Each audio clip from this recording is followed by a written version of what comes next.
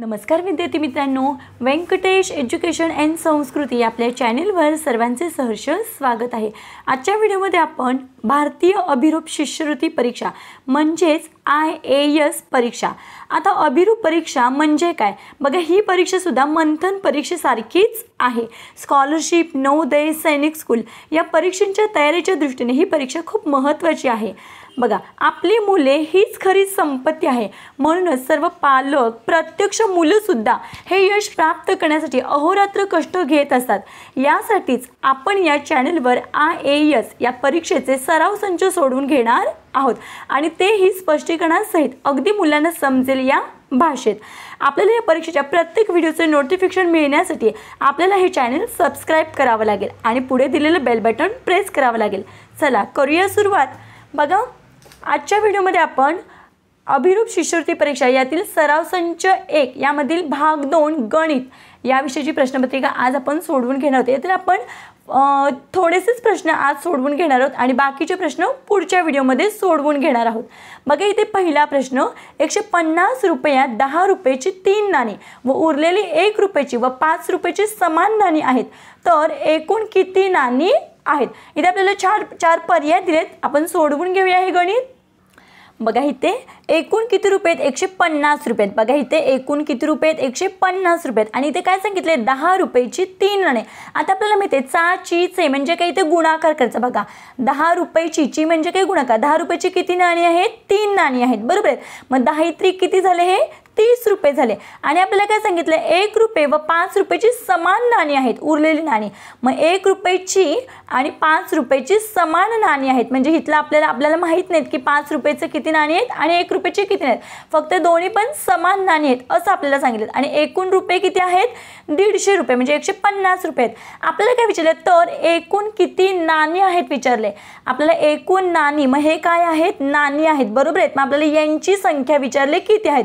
आता आपण इथे काय करायचे? पर्याय घ्यायचा प्रत्येक वेळेस। आता मी इथे जर 40 पर्याय घेते, म्हणजे एकूण नाणी मी जर इथे 40 घेतली, बघा इथे मी घेतले हे 40 नाणी। आता बघा, यातले ऑलरेडी आपल्याला 3 नाणी, 10ची 3 नाणी आहेत हे आपल्याला माहिती। मग आपण या 40 मधून काय करायचे? बघा, या 40 मधून आपण 3 नाणी, 10ची 3 नाणी वजा करूया। मग 10तून बघा आपल्याला माहिती आहे की इकडून जात नाही, मग आपण इकडे हातचा घेतो। मी इथे राहिले 3, 10तून 3 गेले, इथे राहिले 7 आणि इथे 3शी 3। आता हे झाले 37। आपल्याला माहिती आहे इथे 1 रुपयाची आणि 5 रुपयाची समान नाणी आहेत। मग 37 ही काय आहे? विषम संख्या आहे, बरोबर आहे। मग याचे समान भाग होतील का? नाही होणार, म्हणजे हे 40 हे उत्तर येणार नाहीये। मग आपण दुसरा पर्याय घेऊया, 43। सपोज मी इथे ठेवलं की 10 म्हणजे एकूण पूर्ण नाणी किती आहेत? 43 नाणी आहेत, बरोबर आहेत। मग त्यातली 3 नाणी आपल्याला माहिती आहेत, 10ची 3 नाणी आहेत। मग या 43 मधून बघा, या 43 मधून मी 10ची ही 3 नाणी वजा करते। 3तून 3 गेले 0, हे 4शी 4 राहिले किती? 40, बरोबर आहे। मग या 40ची निमपट म्हणजे किती? 40ची निमपट म्हणजे 40ला 2 ने भागायचं। मग बघा, बे 2 4, 4तून 4 गेले 0, वरून 0 खाली घेतला, बे 0 0, किती आले? 20। म्हणजे बघा, 1 रुपयाची जर 20 नाणी आणि 5 रुपयाची 20 नाणी, बघा समान 40 जे राहिले होते त्याचे आपण निम्मे केले, कारण ही समान नाणी आहेत। मग 1 रुपयाची 20 नाणी, मग 1 रुपयाची 20 नाणी दिल्यावर किती रुपये होतात? 20 रुपये होतात, बरोबर आहेत। आणि 5 रुपयाची 20 नाणी दिल्यावर काय किती होतात? तर बघा, इथे ह्यांचा गुणाकार करायचा, 5 दुने 10 आणि हे 0 आहे तसं आपण पुढे ठेवायचं। यांची आपण काय करायची? बेरीज करून घेऊया। बघा, 0 अधिक 0 अधिक 0 0, 3 आणि 2 आणि 0 5 आणि 1 बरोबर किती रुपये झाले? 150 रुपये झाले। आणि नाणी सुद्धा इथे समान आलेत। मग आपल्याला विचारलाय काय प्रश्न? बघा, इथे फसायचं नाहीये। एकूण किती नाणी आहेत? मग नाणी किती आहेत? एकूण 43। मग इथे पर्याय क्रमांक 2 हे आपलं काय आहे? उत्तर आहे। दुसरा प्रश्न बघा, 8,04,956 अधिक 28,795 बरोबर किती? यांची आपल्याला काय करायची? बेरीज करायची। आपण बेरीज करून घेऊया। बघा, आपण उभ्या मांडणीने सुद्धा बेरीज करू शकतो किंवा आडवी मांडणी केली तरी चालू शकते। बघा, 6 आणि 5 11, हाताला 1, इथे 1। आता बघा, 9 आणि 5 14, 14 आणि 1 15, हाताला 1, इथे 5। 9 आणि 1 10, 10 आणि 7 17, हाताला 1, इथे 7। 4 आणि 1 5, 5 आणि 8 13, हाताला 1, इथे 3। 2 आणि 1 3 आणि हे 88। मग आपलं उत्तर किती आले? बघा, 88 37 51। बघा, मी मुद्दाम असं करते कारण बऱ्याच वेळा मुलांचं घोळ होतो म्हणून। मग 83 37 51। बघा, इथे 83 37 51 परत बघायचे, 83 37 51 कुठे आहे? पर्याय क्रमांक 3 मध्ये। पुढचा प्रश्न, सर्व बाजू समान व चारही कोण काटकोन असणारा चौकोन म्हणजे टिंबटिंब होय. मग आपल्याला माहिती आहे सर्व बाजू समान आणि चारही कोण काटकोन असणारा चौकोन म्हणजेच काय, चौरस. पर्याय क्रमांक 2. पुढचा प्रश्न बघा, चौकोनात जास्तीत जास्त किती विशाल कोण असू शकतात. बघा आता चौकोन म्हटलं की चौकोन कसाही येऊ शकतो, बरोबर आहे. मग तो असाही येऊ शकतो. बघा मी या पद्धतीने काढते तो. बघा हाही चौकोन येऊ शकतो, बरोबर आहे. मग याच्यामध्ये बघा इथून बघा हा कोणता कोण आहे, हा विशाल कोण आहे आणि हा पण कोणता आहे, विशाल कोण आहे. म्हणजे चौकोनामध्ये जास्तीत जास्त किती विशाल कोण असू शकतात, तर 2. इथे आहे उत्तर आपलं पर्याय क्रमांक 1. पुढचा प्रश्न, 3वा प्रश्न बघा, 16,950 रुपयात 2 कपाटे मिळतात. कपाटापेक्षा टेबल 1,250 रुपयांनी स्वस्त असल्यास टेबलाची किंमत किती. बघा इथे काय सांगितलंय, 16,950 रुपयात 2 कपाटे मिळतात. आता इथे 2 कपाटाची किंमत एवढी आहे, बरोबर आहे. मग आपण काय करायचं आणि पुढे काय विचारले, कपाटापेक्षा टेबल 1,250 रुपयांनी स्वस्त. मग आपण जिथे 2 कपाटांची किंमत एवढी दिली त्याला आपण काय करूया, एका कपाटाची किंमत काढूया. मग एका कपाटाची किंमत कशी काढायची, याला 2 ने भागून. मग इथे बघा 16,950 भागिले 2, कारण आपल्याला एका कपाटाची किंमत काढायची आहे. मग बघा 2 16, 16तून 16 गेले 0, वरून 21 आपण एकच संख्या घेतो 9 घेतले, 2 चौक 8, 9तून 8 गेले बाकी राहिली 1, वरून घेतले आपण 5. 2च्या पाड्यामध्ये 15 नाही आहेत, पण त्याच्यापेक्षा लहान संख्या कोणती आहे, 2 7 14, 15तून 14 गेले बाकी आली 1, वरून घेतला हा 0. मग बघा 2 5 10, 10तून 10 गेले बाकी आली 0. मग आपलं उत्तर किती आले, 8,475. म्हणजे एक कपाट, एका कपाटाची किंमत किती आली आपली, 8,475 रुपये. आता काय सांगितलंय, कपाटापेक्षा टेबल 1,250 रुपयांनी स्वस्त आहे. टेबल स्वस्त आहे, ओके. मग आपण टेबलाची किंमत करण्यासाठी काय करायचं, किती रुपयांनी स्वस्त आहे, 1,250 रुपयांनी स्वस्त आहे. मग याच्यातून आपण हे 1,250 काय करूया, वजा करून घेऊया. मग बघा आता इथे 5तून 0 गेले बाकी आली 5, 7तून 5 गेले 2 राहिले, 4तून 2 गेले 2 राहिले, 8तून 1 गेला इथे राहिले 7. मग किती आले, 7,225. मग काय सांगितलंय, कपाटापेक्षा टेबल स्वस्त असल्यास मग टेबलाची किंमत किती आहे, 7,225. मग बघा इथे 7,225 पर्याय क्रमांक 2. 31वा प्रश्न बघा इथे, 7,05,292 या संख्येचे वाचन पर्यायातून निवडा. आता इथे काय करायचंय, अशा संख्या लिहिताना आपण काय करायचं, वर इथे स्थान लिहायचं त्याचं. हे एककाचं घर आहे, हे दशकाचं घर आहे. बघा इथे मी संख्या लिहिली, इथे जागा होत नव्हती म्हणून मी इथे घेतलंय. बघा हे एककाचं घर, हे दशकाचं घर, हे शतक, शतक नंतर 1000, 1000 नंतर 10,000, 10,000 नंतर काय, लक्ष. मग आता बघा या पद्धतीने आपल्या संख्येचं वाचन सांगितलं की नेहमी किती जरी सोपं असलं तरी आपण याप्रमाणे घरं लिहून घ्यायचे, स्थानं लिहून घ्यायचेत घरं. आता इथे बघा आपण वाचायचं कसं आहे, बघा लक्ष एकच घर आहे, 7 लक्ष, 7 लक्ष आणि 0 10,000 आणि 5,000. आपल्यामध्ये 1000 आणि 10,000चं एकच घर असतं, बरोबर आहे. आणि शतकाचं एक घर असतं आणि हे दशक आणि एककाचं घर असतं. मग आपण हे कसं वाचतो, 7 लक्ष, 7 लक्ष, 5,000, 5,000 आणि ते काय 200 आणि हे 92, बरोबर आहे. हे किती, 92. मग असं उत्तर आपल्याला बघा. आता इथे मी शॉर्टकट लिहिलं आहे, पण इथे बघा पर्याय 4 मध्ये सेम तसंच आहे, 7 लक्ष 5,292. मग आपल्या इथे उत्तर आहे पर्याय क्रमांक 4. 32वा प्रश्न, असत्य विधान कोणते. त्रिकोणाला 3 शिरोबिंदू असतात, बरोबर आहे. बघा हा त्रिकोण आहे, त्रिकोणाला हे 3 शिरोबिंदू आहेत, बरोबर आहे. दुसरा पर्याय, चौकोनाचे 4ही कोण काटकोन असतात, हे सुद्धा काय आहे, बरोबर आहे. सॉरी हे नाही, बघूया आपण. आयताच्या समोरासमोरील बाजू समान असतात, बरोबर आहे. आयत हा आहे आणि आयताच्या समोरासमोरील बाजू कशा असतात, सेम असतात, हे सुद्धा योग्य आहे. चौथं बघा, चौरसाच्या 4ही बाजू समान मापाच्या असतात, हे सुद्धा करेक्ट आहे. कारण चौरस हा असा असतो त्याच्यामुळे त्याच्या 4ही बाजू समान मापाच्या असतात. पण हे मात्र मग इथे असत्य विधान कोणते, तर पर्याय क्रमांक 2 हे असत आहे. कारण मगाशीच मी तुम्हाला आकृती दाखवली की चौकोन कसाही असू शकतो, बरोबर आहे. मग त्याच्यामधले हे 2 बाजू आहेत ते कसे आहेत, विशाल कोण आहे, हो की नाही, आणि 2 छोटे लघु कोण आहेत.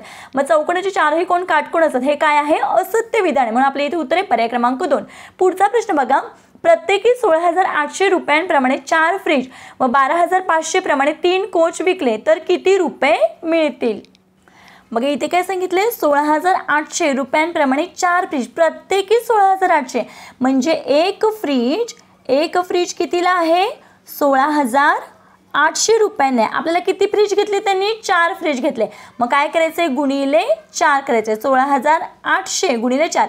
4 0 0 4 0 0 4 8 32. हा चला इथे 3 आणि इथे 2. 4 सक 24. 24 आणि 30 25 26 27. इथे 2 आणि इथे 7. 4 1 4 4 आणि 2 6. मग उत्तर किती आलं? 67,200. म्हणजे 4 फ्रीजची किंमत किती झाली?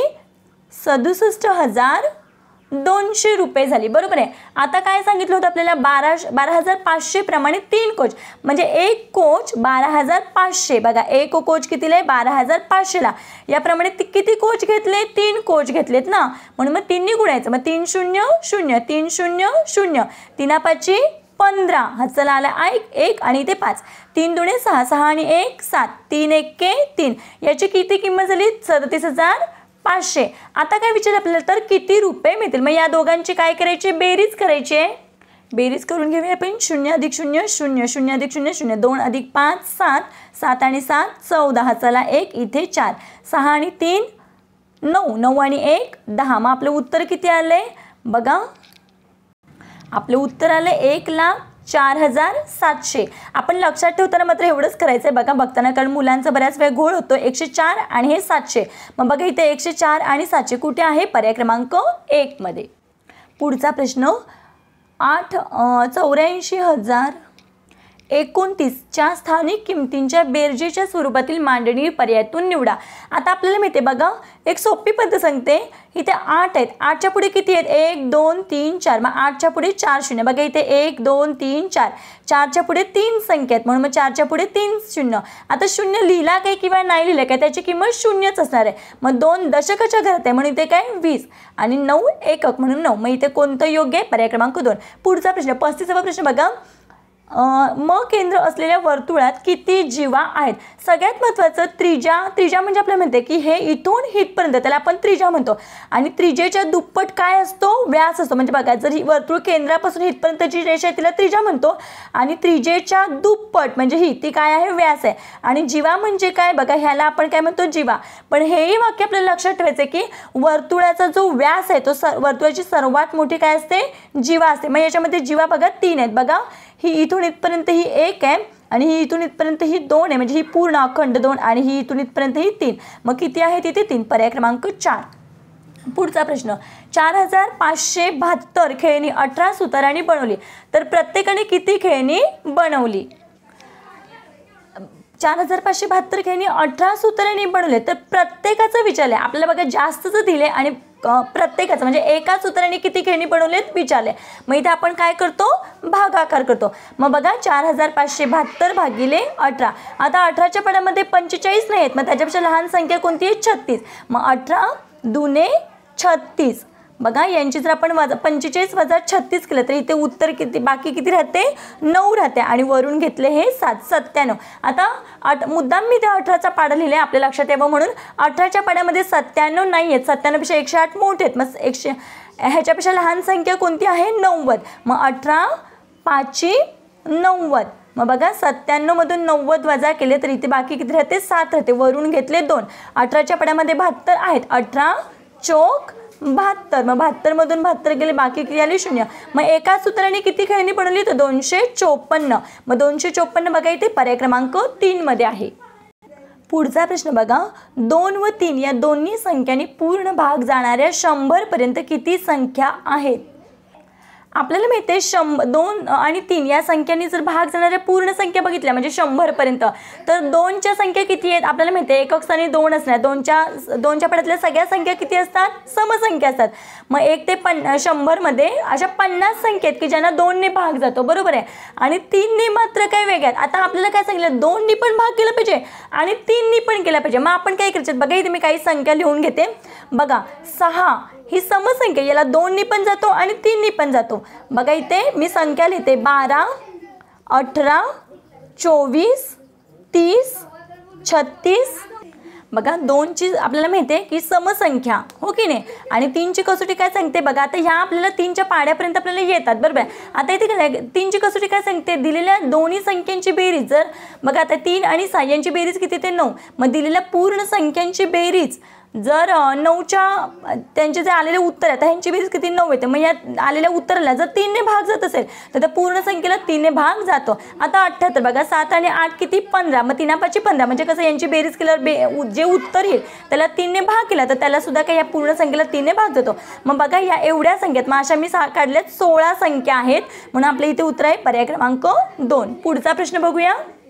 38वा प्रश्न बघा. लांबी 120 मीटर असणाऱ्या बागेला 4 पदरी तारेच्या कुंपणासाठी 1600 मीटर तार पुरते तर बागेची रुंदी किती.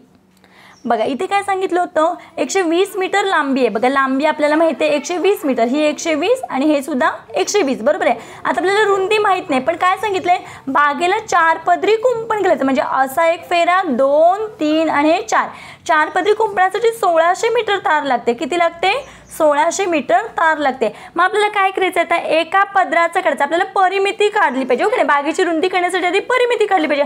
मग परिमिती म्हणजे काय चारही बाजूंची बेरीज. मग चारही बाजूंची बेरीज म्हणजे काय एक पदरी कुंपण. मग आपण या 1600ला काय करायचं 4ने भागून घ्यायचं. मग 4 चोक 16 16तून 16 गेले बाकी आली 0 वरून आपण काय घेतला 0 घेतला 4 0 0 0तून 0 गेले 0 बघा वरून परत एकदा हा 0 घेतला 4 0 0 0तून 0 गेले 0 मग उत्तर किती आलं 400 म्हणजे या आयताची पूर्ण परिमिती किती आहे 400 मीटर आहे बरोबर आहे. आता आपल्याला आयताच्या परिमितीचं सूत्र माहिती आहे 2 गुणिले लांबी अधिक रुंदी. मग आपल्याला बघा 400 परिमिती आहे 400 लिहून घेतली 2च्या इथे 2 इथे काही नाही म्हणजे गुणिले असतं आणि कंसामध्ये काय यल म्हणजे लांबी किती आहे 120 आहे अधिक आपल्याला बीड म्हणजे रुंदी माहीत नाही रुंदी काढायची म्हणून रुंदीची इथे बीच लिहून घेतलं.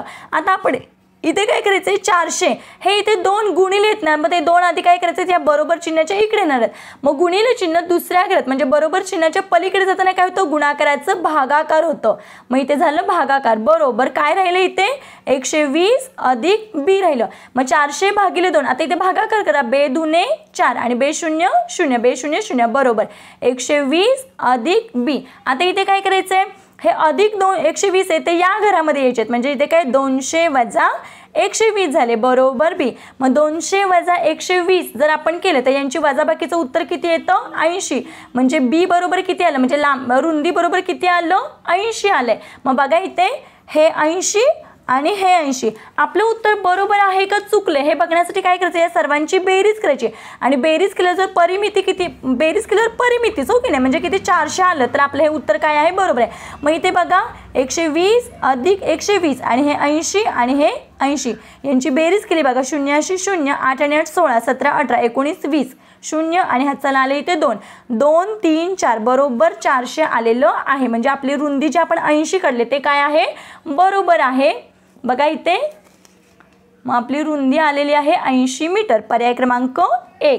पुढचा प्रश्न बघा 7 5 4 हे अंक प्रत्येकी एकदाच वापरून तयार होणाऱ्या सर्व समसंख्यांची बेरीज किती. बघा यापासून आधी आपण संख्या तयार करून घ्यायच्यात. मग किती संख्या 3 आहेत म्हणून मग असा त्रिकोण काढते मी. इथे मी 7 लिहिते इथे मी 5 लिहिते आणि इथे मी 4 लिहिते. बघा 7 5 4 आपण यापासून संख्या तयार करताना काय करतो बघा 7 5 4 एकदा या डायरेक्शनने जाते बघा इथे 7 5 4 आणि एकदा 7च सुरुवातीला ठेवायचं 7 4 5 बघा इथे 7 5 आणि हे 4. आता इथून 5 पासून स्टार्ट करूया 5 4 7 बघा इथे 5 4 7 इथून एकदा केलं आता इकडून 5 7 4 5 7 आणि हे 4. आता 4 पासून सुरुवात 4 7 5 बघा इथे 4 7 आणि हे 5 4 5 7 4 5 7 एवढ्या आपण संख्या तयार केल्या बरोबर आहे. आपल्याला विचारले काय सर्व समसंख्यांची बेरीज. मग याच्यामधल्या समसंख्या कोणत्या आपल्याला माहिती आहे एकक संख्या संख्या बघायच्या आहे की नाही.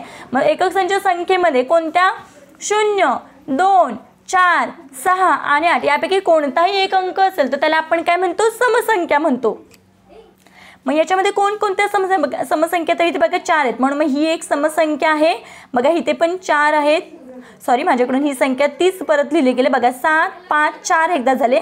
आता काय येणार आहे 7 4 5 7 इथे 4 पाहिजे आणि इथे 5 पाहिजे. मग 5 ही विषम संख्या म्हणून ही येणार नाही आहे. आता याच्यामध्ये समसंख्या बघा इथे 4 आहेत म्हणून मग ही सुद्धा काय आहे समसंख्या ही विषम आहे विषम आहे विषम आहे. मग फक्त एवढ्या दोनच काय आहेत समसंख्या आहेत. मग यांची आपण बेरीज करूया 754 अधिक 700 कोणती संख्या? 574. 574 यांची बेरीज करूया. 4 आणि 4 8, 5 आणि 7 12, हा चला आला 1, 7 5 12, 12 आणि 1 13, किती आलं उत्तर? 1328. मग बघा इथे 1328 कुठे आहे? पर्याय क्रमांक 3 मध्ये 1328. पुढचा प्रश्न बघा, आकृतीत PU 24 आहे, म्हणजे बघा ही काय आहे? 24 आहे आणि UT किती आहे? UT किती आहे? हे 30 आहे. तर संपूर्ण आकृतीचं क्षेत्रफळ काढायचं आहे. बघा इथे आपल्याला हे ॲरो म्हणजे हे असे बाण दिसत, म्हणजे या समोरासमोरील बाजू कशा आहेत? सेम आहेत, कारण हा आयत आहे. आता हा एवढा भाग काय आहे? कमी आहे. पण आपण आधी काय करायचं? या सगळ्या आकृतीचं आयताचं पूर्ण आयताचं क्षेत्रफळ काढून घेऊया. आयताचं क्षेत्रफळ काय? लांबी गुणिले रुंदी. बघा आधी आपण पूर्ण आयताचं काढून घ्या. मग लांबी किती आहे? 30 आहे हां, आणि रुंदी किती आहे? 24. मग ही 24, तर ही सुद्धा काय आहे? 24 आहे. बरोबर आहे. यांचा आपण गुणाकार करून घेऊया. यांचा गुणाकार केल्यावर गुणाकार किती येतो? 720 येतोय. बरोबर आहे. म्हणजे इथे काय? 720 सेमी आलं. आता हे पूर्ण आयताचं झालं. आता आपल्याला एवढा भाग कमी आहे. बरोबर आहे. आपण जर इथे पट्टी घेतली आणि बघा ही पूर्ण बाजू जर काउंट केली तर ही 3 सेंटीमीटर येते, आणि जर ही केली तर ही किती येते? 1.5 येते. म्हणजे हे जे कट केलेलं अंतर आहे ते याच्या निम्म आहे. बरोबर आहे. मग 30च्या निम्म किती? हे 15. मग हे 15 आणि हे किती आहे? 24 आहे, आणि हे सुद्धा काही याच्या निम्म आहे. हे मग हे एकूण 24 आहे. मग 24च्या निम्म हे किती आहे? 12 आहे. बरोबर आहे. मग एवढ्या यांचाच गुणाकार करून काय? आता या आयताचं एवढं क्षेत्रफळ आपण काढायचं आहे, छोट्या आयताचं. मग बघा इथे मी इथे त्या आयताचं क्षेत्रफळ काढून घेते. छोट्या आयताचं क्षेत्रफळ किती आहे? 15 गुणिले 12. मग यांचा आपण गुणाकार केलं तर आपला गुणाकार येतोय 180. बघा हे छोट्या आयताचं क्षेत्रफळ इथे लिहायचं आहे आपण. छोट्या आयताचं क्षेत्रफळ किती आलं? 180. आणि हे मोठ्या आयताचं क्षेत्रफळ किती आहे? 720. आता या मोठ्या आयताचं क्षेत्रफळातून हे छोट्या आयताचं क्षेत्रफळ आपण काय करायचंय? वजा करायचंय. बघा इथे 720 मोठ्या आयताचं आलं होतं आणि छोट्याचं आहे 180. यांची वजाबाकी केली. 0तून 0 गेले 0, 2तून 8 जात नाही, आपण इकडे हातचा घेतो 12, 12तून 8 गेले, इथे आले 4, आणि इथे राहिले हे 6, 6तून 1 गेले, इथे राहिले 5. मग उत्तर किती आले? 540. मग 540 कुठे आहे? पर्याय क्रमांक 1 मध्ये. आजच्या व्हिडिओमध्ये आपण 26 ते 40 प्रश्न क्रमांक सोडवून घेतलेले आहेत. या पुढच्या व्हिडिओमध्ये आपण उरलेले प्रश्न सोडवून घेणार आहोत.